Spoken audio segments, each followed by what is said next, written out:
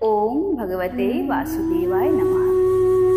নমস্কার, আমি জুই, আর সকলকে জানাই অক্ষয় তৃতীয়ার অনেক অনেক শুভেচ্ছা। তাহলে চলুন আজকের এই পাবন দিনে ভগবতের আরেকটি অধ্যায় পাঠ শুনে নেওয়া যাক। শ্রীমদ্ ভাগবত মহাপুরাণের চতুর্থ স্কন্দের দ্বাবিংশ অধ্যায়।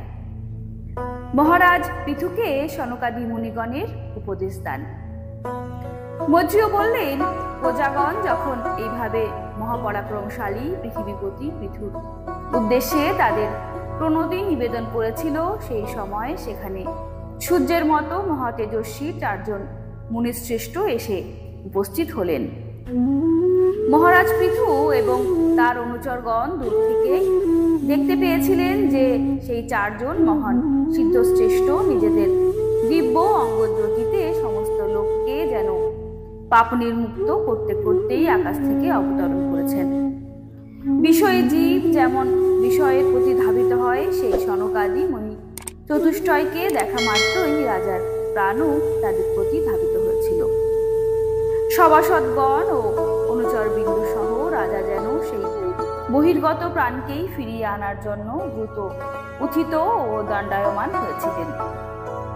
সেই মুনিগণ অর্ঘ্য গ্রহণ করে আসনে উপদিষ্ট হলে সুভদ্র পৃথু তাদের মাহাত্ম্য প্রভাবিত হয়ে বিনয় নম্রভাবে নতমস্তকে তাদের যথাবিধি পূজা করলেন। তারপর তাদের পদ প্রক্ষালনের জল দ্বারা নিজের মস্তকস্থ কেশরাশি মার্জনা করলেন। এইভাবে শিষ্ট জনচিত আচারের প্রতি সমান প্রদর্শন এবং নিজে তা পালনের মাধ্যমে তিনি যেন এই বিষয়টি বোঝাতে চাইলেন যে সকল সৎপুরুষই এরকম আচরণ করা উচিত। সনকাদি মুনি চতুষ্টয় ভগবান শঙ্করেরও অগ্রজতুল্য মাননীয় ছিলেন। স্বর্ণ সিংহাসনে উপবিষ্ট হয়ে তারা নিজ তীর্ণ বা যজ্ঞীয় কুণ্ডে দীপ্ত অগ্নিদেবের মতো শোভা পাচ্ছিলেন। মহারাজ পৃথু শ্রদ্ধা, সংযম ও প্রীতির সঙ্গে তাদের বললেন। পৃথু বললেন, হে পূজনীয় মঙ্গল বিগ্রহ মুনীশ্বরবৃন্দ, আপনাদের দর্শন যোগীগণের পক্ষেও দুর্লভ। আমি কি এমন পুণ্য আচরণ করেছি যে শতই আপনাদের দর্শন লাভ করলাম? ব্রাহ্মণগণ, অনুচরবৃন্দ সহ ভগবান শিব অথবা শ্রী বিষ্ণু যার উপর প্রসন্ন হন, সেই ব্যক্তির পক্ষে ইহলোকে অথবা পরলোকে কি দুর্লভ হতে পারে? এই দৃশ্য জগৎ প্রপঞ্চের কারণে মহতাদি তত্ত্ব যদিও সর্বত্রই অনুসূত হয়ে রয়েছে, তথাপি তারা যেমন সর্বসাক্ষী আত্মাকে দেখতে পায় না, সেই রকমই আপনারা যদিও সর্বলোকে বিচরণ করে থাকেন, তথাপি অনধিকারী ব্যক্তিরা আপনাদের দর্শন পায় না। আপনাদের মতো পূজনীয় সাধু পুরুষগণ, যার গৃহে জল, তৃণ নিমিত্ত আসন, ভূমি, গৃহস্বামী অথবা সেবক আদি অন্য কোনো উপহিত বস্তু বা ব্যক্তিকে সাদরে গ্রহণ করেন, সেই গৃহস্থ ধনহীন হলেও ধন্য। যে সকল গৃহে কখনো ভগবত ভক্তদের চরণ বিন্দু পতিত হয়নি, সেগুলি সর্ব ঐশ্বর্যে পরিপূর্ণ হলেও সর্পবসতি বৃক্ষের মতো। হে দ্বিজশ্রেষ্ঠগণ, আপনাদের স্বাগত। আপনারা বাল্যকাল থেকেই মোক্ষের অভিলাষী হয়ে একাগ্রচিত্তে ব্রহ্মচর্যাদি সমহান ব্রতসমূহ গভীর শ্রদ্ধায় পালন করে চলেছেন। প্রভুগণ, আমরা নিজ নিজ কর্ম অনুসারে বহু বিপদ সংকুল এই সংসার ক্ষেত্রে পতিত হয়ে ইন্দ্রিয় ভোগ্য বিষয়সমূহকেই পরম পুরুষার্থ রূপে গণনা করে জীবনযাপন করে চলেছি। আমাদের কোনো কুশল আছে কি? আপনাদের মতো আত্মারাম মহাপুরুষগণকে কুশল প্রশ্ন করা উচিত নয়। এইটি ভালো, এইটি মন্দ, এই রকম কোনো দ্বন্দ্বমূলক বোধই আপনাদের চিত্তে উদিত হয় না। আপনারা সংসার নল সন্তপ্ত জীবগণের পরম সুহৃদয়। এই জন্য আপনাদের কাছে বিশ্বস্ত হৃদয়ে এই প্রশ্ন রাখছি।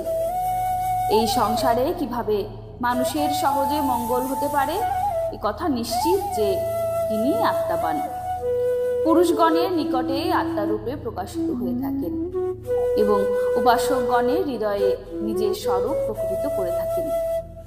সেই জন্মরহিত ভগবানই নিজের ভক্তদের প্রতি কৃপা বিতরণের নিমিত্ত আপনাদের মতো সিদ্ধ পুরুষের রূপ ধারণ করে এই পৃথিবীতলে বিচরণ করেছেন। মৈত্রেয় বললেন, মহারাজ পৃথু, এই যুক্তিযুক্ত গম্ভীর পরিমিত এবং মধুর বক্তব্য শুনে শ্রী সনত কুমার অত্যন্ত প্রসন্ন হয়ে সম্মিত বদনে বলতে লাগলেন। শ্রী সনত কুমার বললেন, মহারাজ, এসব বিষয়ে আপনার জানা আছে, তবুও আপনি সর্বভূতের মঙ্গল কামনায় প্রশ্ন করছেন। এজন্য আপনি সাধুবাদের যোগ্য। সাধু পুরুষগণের বুদ্ধি এইরকমই হয়ে থাকে। সৎপুরুষগণের সম্মিলিত শ্রোতা এবং বক্তা উভয়েরই অভিপ্রেত, কারণ তাদের প্রশ্নোত্তর সহ কথোপকথন সর্বলোকের পক্ষেই কল্যাণকর হয়ে থাকে। রাজন, ভগবান শ্রী মধুসূদনের চরণ কমলের গুণকীর্তনে আপনার অবশ্যই অবিচল অনুরাগ আছে। সকলের পক্ষে এই প্রীতি যদিও সুলভ নয়, তবে একবার এই বস্তু লাভ হলে তা হৃদয়ের অন্তরস্থ বাসনামল নিঃশেষে বিনষ্ট করে দেয়, যা অন্য কোনো উপায়ে শীঘ্র অবগত হয় না। শাস্ত্রসমূহে জীবের কল্যাণ বিষয়ে সমগ্র বিচার বিবেচনা করা হয়েছে এবং সেখানে আত্মা থেকে ভিন্ন দেহাদির সম্পর্কে বৈরাগ্য এবং নিজ আত্মস্বরূপ নির্গুণ ব্রহ্মের শরীর অনুরাগী মানুষের প্রকৃত কল্যাণের নিশ্চিত সাধন রূপে দৃঢ় অভিমত ব্যক্ত করা হয়েছে। শাস্ত্রসমূহে আরো বলা হয়েছে যে গুরু এবং শাস্ত্রের বচনে শ্রদ্ধা, ভাগবত ধর্মের আচরণ, তত্ত্ব জিজ্ঞাসা, জ্ঞান, যোগ নিষ্ঠা, যোগেশ্বর শ্রীহরির উপাসনা, পূর্ণকৃতি শ্রী ভগবানের পবিত্র কথা নিত্য শ্রবণ, অর্থ ও ইন্দ্রিয় সুখ পরায়ণ ব্যক্তিদের প্রতি বিমুখতা এবং তাদের প্রিয় ভোগ্য বস্তুর সংগ্রহে অনাসক্তি, ভগবানের গুণকীর্তন রূপ অমৃতপান ভিন্ন অন্য সময়ে নিজের মধ্যেই নিজে সন্তুষ্টভাবে অবস্থান এবং নির্জনতা সেবনে অভিরুচি, জীবমাত্রের প্রতি অহিংসা, নিবৃত্তি নিষ্ঠা, আত্মহিতের অনুসন্ধান, শ্রী ভগবানের পবিত্র চরিত কথা রূপ শ্রেষ্ঠ অমৃত আস্বাদন, নিষ্কামভাবে যম নিয়মাদি পালন, সর্বপ্রকার নিন্দাবাদ বর্জন, যোগ ক্ষেমের জন্য অপ্রয়াস, শীতোষ্ণাদি দ্বন্দ্ব বিষয়ে সহনশীলতা, ভক্তজনের শ্রবণ সুখ বিধায়ক শ্রীহরির গুণাবলীর পুনঃ পুনঃ কীর্তন এবং নিত্য উপচীয়মান ও ভক্তিভাব, এইগুলির দ্বারা মানুষের কার্য কারণরূপ দেহাদি অনাত্ম বস্তুর প্রতি বৈরাগ্য এবং আত্মস্বরূপ নির্গুণ পরম ব্রহ্মে অনায়াসে দৃঢ় অনুরাগ জন্মায়। পরব্রহ্মে একনিষ্ঠ অনুরাগ জন্মালে মানুষ সদ্গুরু শরণ নেয় এবং জ্ঞান ও বৈরাগ্যে তীব্র সংবেগে বাসনাশূন্য হয়ে অবিদ্যা প্রভৃতি পঞ্চক্লেশযুক্ত অহংকারাত্মক নিজ লিঙ্গ শরীরকে অগ্নি যেমন নিজের উৎপত্তির আধার ভূত কাষ্ঠখণ্ডকেই দগ্ধ করে, সেই রূপে ভস্ম করে ফেলে। এইভাবে লিঙ্গ শরীর বিনষ্ট হয়ে গেলে তার কর্তৃত্বাদি সমস্ত গুণ থেকে সে মুক্ত হয়ে যায়। যেমন স্বপ্নাবস্থায় দৃষ্ট বহুবিধ পদার্থ জাগ্রত অবস্থায় দৃষ্টিগোচর হয় না, সেই প্রকারেই সেই পুরুষের বহির্জগতের দৃশ্যমান ঘর পটাদি এবং অন্তর্জগতের সুখ দুঃখাদি কোনো কিছুরই আর অনুভব হয় না। এই স্থিতি লাভের পূর্বে এই লিঙ্গ শরীরই জীবাত্মা এবং পরমাত্মার মধ্যে ব্যবধান রচনা করে বর্তমান। যতক্ষণ পর্যন্ত অন্তঃকরণ রূপ উপাধি বর্তমান থাকে, ততক্ষণই পুরুষ জীবাত্মা ইন্দ্রিয় সমূহের বিষয় এবং এই উভয়ের সম্বন্ধের ঘটয়িতা হেতুস্বরূপ অহংকারকে অনুভব করে। এই উপাধির বিনাশের পর আর সেই অনুভব হয় না। বহির্জগতেও দেখা যায়, জল বা দর্পণ প্রভৃতি নিমিত্ত থাকলেই মানুষ নিজের এবং প্রতিবিম্বের ভেদ অনুভব করে, অন্য সময় নয়। যে ব্যক্তি বিষয় চিন্তায় রত থাকে তার ইন্দ্রিয়গুলি বিষয়সমূহে লিপ্ত হয়ে যায় এবং মনকেও সেই বিষয়সমূহে আকর্ষণ করে নিয়ে যায়। অনন্তর জলাশয়ের তীরে জাত কুশাদি যেমন নিজের শিকড়ের দ্বারা সেই জলাশয়ের জল আকর্ষণ করে থাকে, সেই প্রকারেই সেই ইন্দ্রিয়াসক্ত মন বুদ্ধির থেকে বিচার শক্তিকে ক্রমশ হরণ করে নেয়। বিচার শক্তি নষ্ট হলে স্মৃতিও বিলুপ্ত হয়ে যেতে থাকে এবং স্মৃতি ভ্রংশ হলে জ্ঞান থাকে না। এই জ্ঞান নাশের অবস্থাকেই পণ্ডিতগণ নিজেই নিজের বিনাশ সাধন বলে থাকেন, যাকে উদ্দেশ্য করে বা যার কারণেই অন্য যাবতীয় পদার্থে প্রিয়তা বোধ হয়।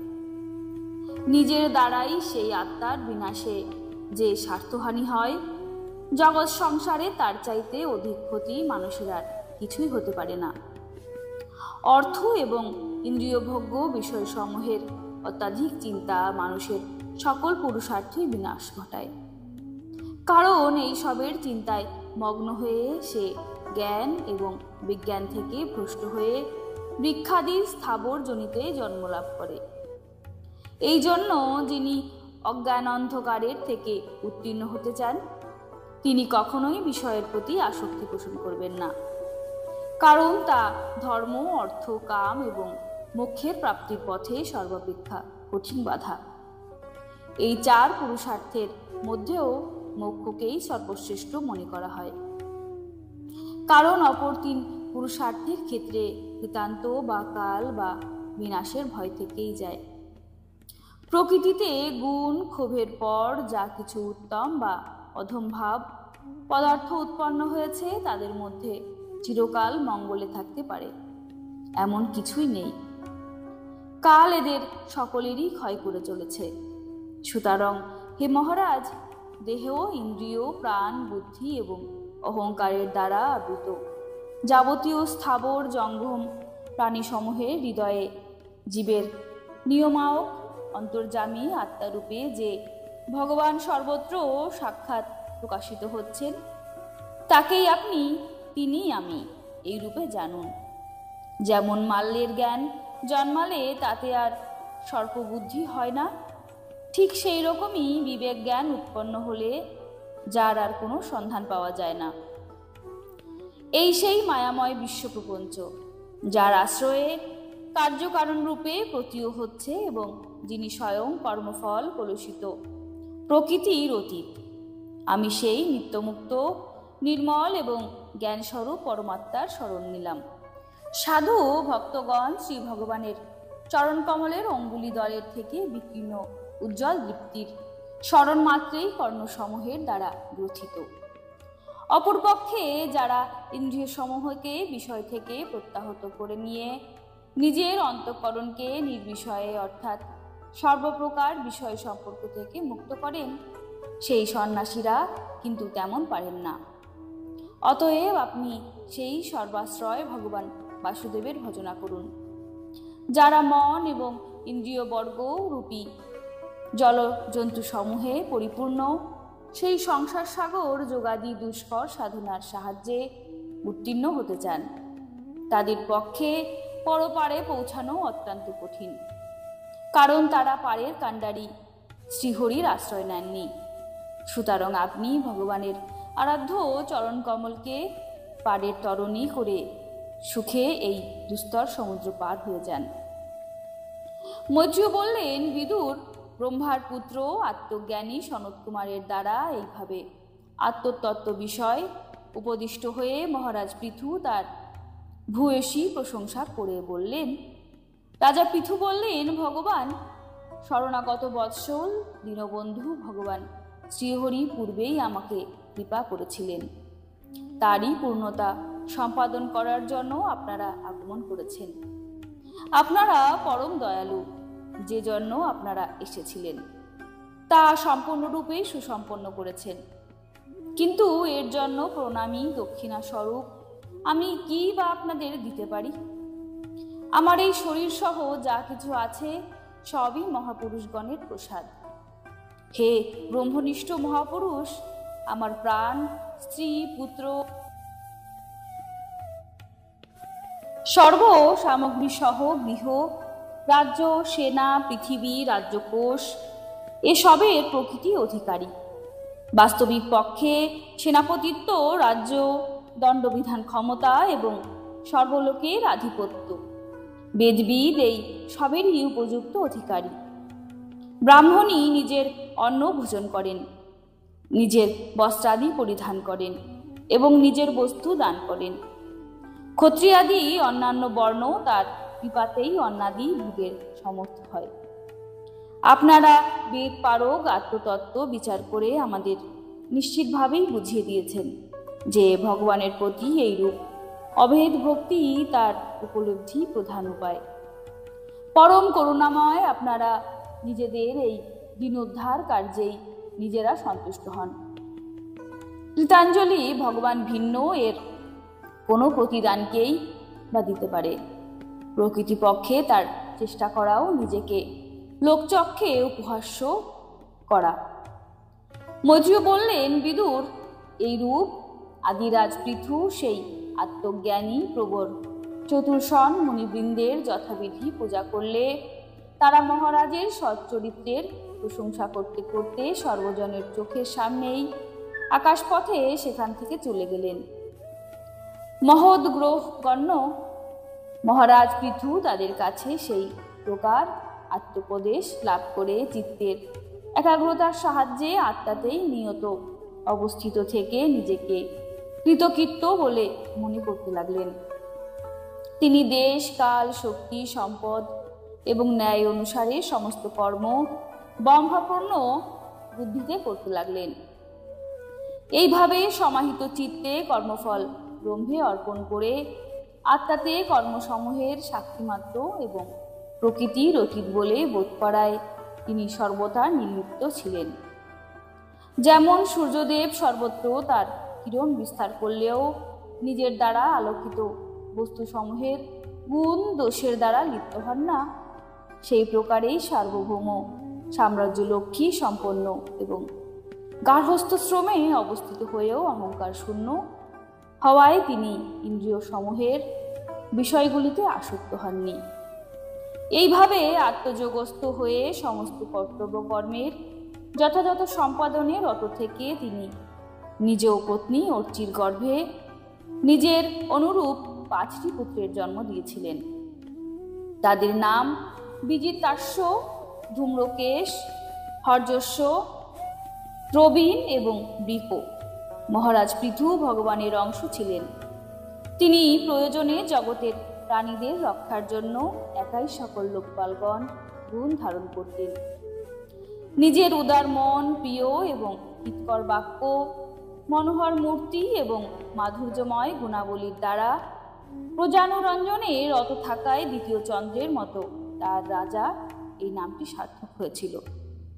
সূর্য যেমন গ্রীষ্মের সময় পৃথিবীর জল শোষণ করে নিয়ে বর্ষাকালে তা আবার পৃথিবীকেই ফিরিয়ে দেন এবং নিজের কিরণে সকল পদার্থকে তাপিত করেন, সেই প্রকারে তিনিও কররূপে প্রজাদের ধন গ্রহণ করে আবার তাদেরই কল্যাণের জন্য মুক্ত হস্তে তা ব্যয় করতেন এবং সর্বপ্রাণীর ওপরেই নিজের প্রভাব অপ্রতিহত রাখতেন। তিনি অগ্নির মতোই দুর্ধর্ষ তেজস্বী, ইন্দ্রের মতো অজেয়, পৃথিবীর মতো ক্ষমাশীল এবং স্বর্গের মতো লোকের কামনা পূরণকারী ছিলেন। সময়ে সময়ে তিনি প্রজাদের তৃপ্তি বিধানের জন্য মেঘের মতো তাদের প্রার্থিত সমস্ত বস্তুই যেন বর্ষণ করতে থাকেন। তিনি সমুদ্রের মতো গম্ভীর এবং ধৈর্য গুণে পর্বতরাজ সুমেরু সদৃশ্য ছিলেন। দুষ্ট দমনের ক্ষেত্রে তিনি যমরাজের সমান ছিলেন। আশ্চর্যজনকতা বা বিস্ময়োৎপাদনের তিনি হিমালয়ের মতো, অর্থভাণ্ডারে সমৃদ্ধিতে কুবেরের মতো এবং অর্থগুপ্তিতে বরুণের মতো ছিলেন। শারীরিক বল, ইন্দ্রিয় সমূহের কটুতা এবং পরাক্রমে তিনি সর্বত্র গতিশীল বায়ুর সমান এবং তেজে অসহনীয়তায় ভগবান রুদ্রদেবের সঙ্গে তুলনীয় ছিলেন। সৌন্দর্যে কামদেবের তুল্য, উৎসাহে সিংহের মতো, মানবগণের প্রতি বাৎসল্য মনুর মতো, এবং আধিপত্যে ভগবান ব্রহ্মার সদৃশ্য ছিলেন। বেদার্থ বা ব্রহ্ম বিষয়ক বিচারে বৃহস্পতি, ইন্দ্রিয় জয়ে সাক্ষাৎ শ্রীহরি এবং গোব্রাহ্মণ গুরু ভগবানের প্রতি ভক্তি, লজ্জা, বিনয়, সচরিত্র এবং পরোপকার প্রভৃতি গুণে নিজেরই তুল্য ছিলেন তিনি। ত্রিভুবনের সর্বস্ত্র সমস্ত লোক উচ্চস্বরে তার কীর্তিগাথা গান করায় তিনি স্ত্রীলোকগণেরও ঘরে প্রবিষ্ট হয়েছিলেন, যেমন সৎপুরুষগণের হৃদয়ে শ্রীরাম প্রবিষ্ট হন।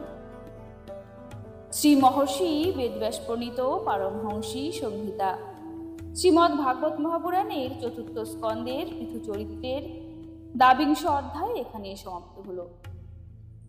কেমন লাগছে আমার ভিডিওগুলি কমেন্টে আমাকে অবশ্যই জানাবেন, আর চ্যানেলটির পাশে থেকে এই ভক্তিময় যাত্রাটির পথ সুগম করবেন। নমস্কার, ভালো থাকবেন। রাধে রাধে।